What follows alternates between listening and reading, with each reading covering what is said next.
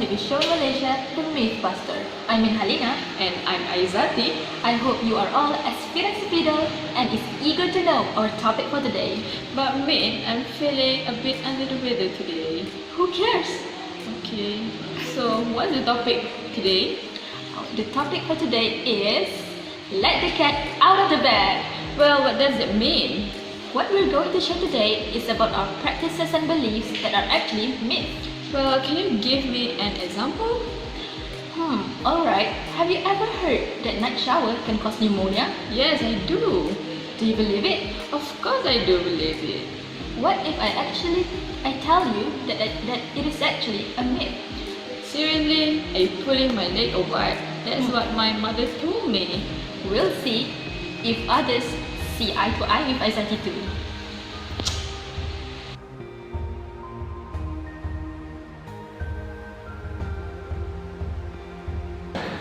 Mereka menyangkut pautkan kenapa? Ya karena dianggapnya mungkin si air mandi itu bisa meresap atau bagaimana, tapi kan tidak sebetulnya. Dia harus aspirasi gitu, harus menguras energi lebih kalorinya dibandingkan dengan yang masuk, ya tetap aja tidak akan nambah berat badan. Kenapa percaya? Karena mungkin berpikirnya setelah makan jam 6 itu tidur, dan memang biasanya tidur kayak gitu. Tergantung sih apa yang kita makan, apa yang kita konsumsi, apa yang kita minum, dan apa aktivitas kita begitu. Nah, salah satu predisposisi turunkulosis atau bisul itu adalah sirkulasi yang kurang baik, terus suhu dan tekanan. Jadi kalau misalnya duduk di atas bantal dan bantalnya itu terbuat dari kulit sintetis dan selama berjam-jam dan keringat terkumpul di situ, bisa ya. Tapi kalau misalnya bantalnya bantal biasa, bantal yang sirkulasinya empuk biasa dan duduknya juga nggak terus-terusan berjam-jam, kayak gitu. Jadi tergantung, yes and no. Pernahkah kamu mendengar yang mandi malam bisa menyebabkan paru-paru berayun? Enggak pernah. Menurut kamu, adakah kamu percaya benda sebegitu bisa berlaku? Enggak sih, enggak ada hubungannya. Soalan kedua, pernahkah kamu mendengar makan setelah jam 6 bisa menambahkan berat badan? Setelah jam 6 ya, malam. Seperti makan malam. Makan malam. Enggak sih, itu sering dengar, tapi itu tidak benar. Itu adalah mitos, bukan fakta, karena ketika kita makan, yang menyebabkan kita gendut itu gendut itu bukan jam malamnya, tapi adalah ekstra kalori yang kita makan. Jadi bukan jamnya mau jam 10 mau jam sekian juga nggak masalah kalian makan kalau misalkan kalorinya itu masih tepat. Tapi kalau misalkan kalian makan kalorinya berlebih, itu yang bikin kalian gendut. Ya. Soalan ketiga, pernahkah kamu mendengar yang duduk di atas bantal bisa menyebabkan bisul? Bisul. Aku nggak pernah dengar. Menurut kamu, adakah kamu percaya kalau kita bilang masyarakat Malaysia percaya segitu? Adakah kamu akan percaya juga? Oke, nggak tahu, bentar. Mungkin ya, pada masyarakat sendiri itu ketika mereka percaya suatu hal mitos itu terjadi secara kebetulan. Bisa jadi di sana kebetulan orang yang lagi bisul itu sebelumnya duduk di bawah bantal. Dia bisa aja percaya, ya nggak? Bisa aja mereka percaya karena itu jadi pas orangnya kena bisul, jangan duduk di bawah bantal. Kemarin aku di bawah bantal, besoknya aku kena jerawat bisul gitu di situ. Bisa jadi seperti itu kan, masyarakat simpel. So we have heard your opinion on why still many of the society still believe in those statements. And now we are going to further discuss in detail whether those statements are actually true or not. So to answer those questions, we have with us 3 professional doctors that will be discussing about this topic. The first one is the big head Dr. Hashimah, who is an internist.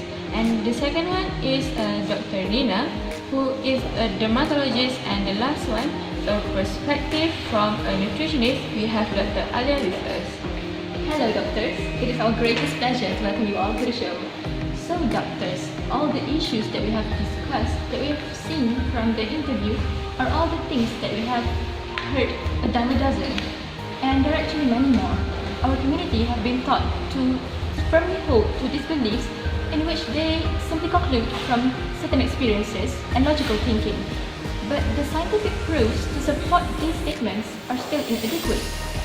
So Dr. Hashimah, we would like to hear your thought about the statement that night shower can cause pneumonia. Is it possible? Night shower can cause pneumonia? Okay, actually I have heard about this when I was a kid. And I still remember the first time I heard about that, I was like, is it true? Is that means that I can take bath after the sunset? Yes, not a question that was up in my mind. I do also think why and how night shower can cause pneumonia. It is because of the water can directly absorb into our bodies. Well, that's when I was a kid. But I'm sure there is someone else to think like me too. And to be honest, I don't really believe in that. Even most of the people around me keep telling me about that thing. So back to your question earlier, it is possible night shower can cause pneumonia. Okay, let me tell you guys about this. The first thing is, what do you know about pneumonia? So, okay, pneumonia, or also commonly known as red lung by the public, is actually a lung disease that caused by virus or bacteria, viral or bacterial infection. Okay, so once the person gets infected by the virus or the bacteria, the microbes actually will cause inflammation of the air sacs in lungs, in the lung or lungs, which the air sacs may also fill with the fluid. So because of this, maybe some of the people call the pneumonia as red lung. Okay. So now you guys know about the pathogenesis of pneumonia, and we can conclude from that taking night shower is not actually cause pneumonia, and it is not even the risk factor for that disease. There is no correlation between night shower and pneumonia, so don't worry to take shower after this. Okay, I think that's all for me. If you guys want to know more about night showers or the other things, you can visit my website or Facebook. Thank you. So guys, it is actually safe for us to take bath after sunset. Just make sure to clean yourself up after getting back from work or school, even if it's already too late. And another thing that is quite popular is sitting on pillows can cause abscess on bums. And that is what I believe in too. And I also want my children not to do it. So Dr. Nina, can you cast some light on this issue? Greetings and felicitation. This myth is quite famous, and it is also called as superstition for decades in Malaysia, and some Indonesians even know about this. Honey, don't sit on the pillow or else you'll get blisters. Surely traditional mothers and traditional people will always say that. But it is either that they do really believe it, or it is just that they don't want the people to sit on the pillow that they have. Even I don't want that. So, what? So, I can say one thing. Myth. So, what is blister? Blister is a pocket fluid that forms on the uppermost layer of the skin, which is the epidermis. So, blister is filled with pus, blood, plasma, and this is depending on where or how they are formed. So, what causes blister? Blister is caused by freezing, burning, infection, and also chemical burns. So, there's no pillow. So, it doesn't ring a bell. Pillow is not the main cause of blister, but old pillows and unchanged pillowcase will definitely cause acne. Not blister, but acne. This is because the pillow has accumulation of oil, dust, and dirt. So this can cause acne breakout. So it is crystal clear that pillows does not cause blister, but it can cause acne. But the chances are very small. Thank you. So bear in mind everyone that bump abscess is not because we sit on the pillow, but it is because bacterial infection. So just make sure that the pillowcase and our clothes is always clean. So next, let's move on to Dr. Alia. So Dr. Alia, how did you manage to have a fit and slim body after giving birth to 3 children? You must have not eaten anything after 6. Is it true that eating after 6 will make you gain weight? This is such a Western myth. I've heard it about ages and a lot of people asking me the same question as you do. This myth is so popular because people like to jump on the bandwagon. They say that we should stop eating before 7 or else you will gain weight. Or maybe some of us read from magazine, or maybe helpful friend tell us that this is the secret of losing weight. So this is why the myth is so popular. And I think it is best for us to know our body and do what best for our body. And I would like to clarify that this myth is actually not true. It's really not true, because we have actually to schedule eating that to prevent us from overeating. If we go by research shows that there is no any relation between eat late night snack with BMI or any body weight. But most of the time, it is actually what we eat instead of when we eat. So in truth, calories don't care when you consume it.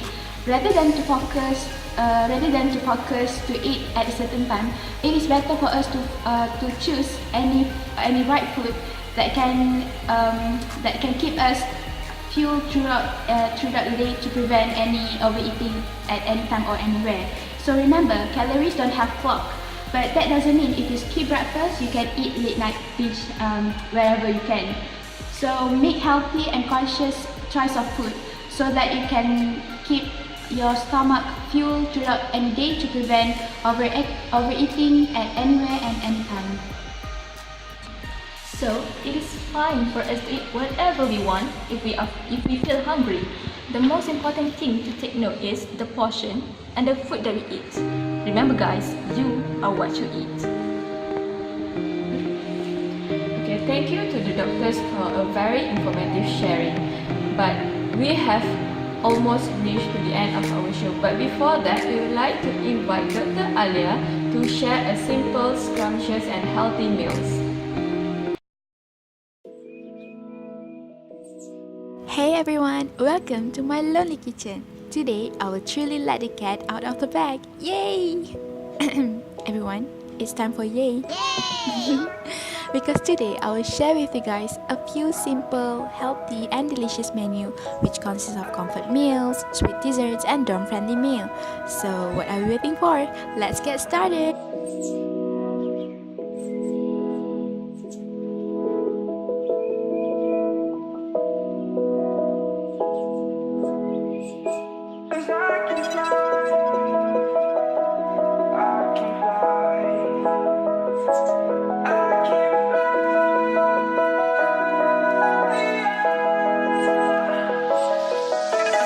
crawling around, searching for higher ground. So for the first comforting dish, I will cook sandwich chicken. In a very large non-stick skillet, heat oil over medium-high heat. Add garlic and chicken. Cook chicken until it is not red anymore. Then add some potato and cook for a few minutes or until potato is tender with stirring occasionally. Stir in with salt, pepper and oregano. Cook for 5 to 6 minutes. Last but not least, add some tomatoes and stir it in tomato sauce with heat through. Then you may spoon the mixture onto your wrap or wholemeal bun. Still feel hungry? Don't worry, I have another recipe which is very easy. You don't need a stove, microwave or even a kitchen. You just only need a freezer. The simple dessert is apple yogurt. First of all, you need 1 cup of yogurt and any kind of fruit such as blueberry, strawberry, mango or even an apple. Today, I will use an apple for this recipe because it is convenient and contains high nutrients. For your information, apple is high in fiber and vitamin C, and they are also low in calories, have only a trace of sodium and no fat or cholesterol. Apple is just a perfect fruit for a healthy diet recipe. So that's all for my secret go-to late night recipes. I hope you guys love all these recipes as much as I do. Give them a try in your kitchen or dorm. If you do, of course Instagram me your photo because I love seeing your kitchen creation. Keep in mind, full recipes are in the description box below. And of course, if you haven't already, be sure to subscribe because there is a lot more myths to bust out. Till next time everyone, bye! Wow, the recipe is just a piece of cake and it is mouth-watering. Means that we are now at the end of our show. Thank you doctors and thank you everyone for watching. Stay tuned with us at the same day and time. Bye! Have a nice day!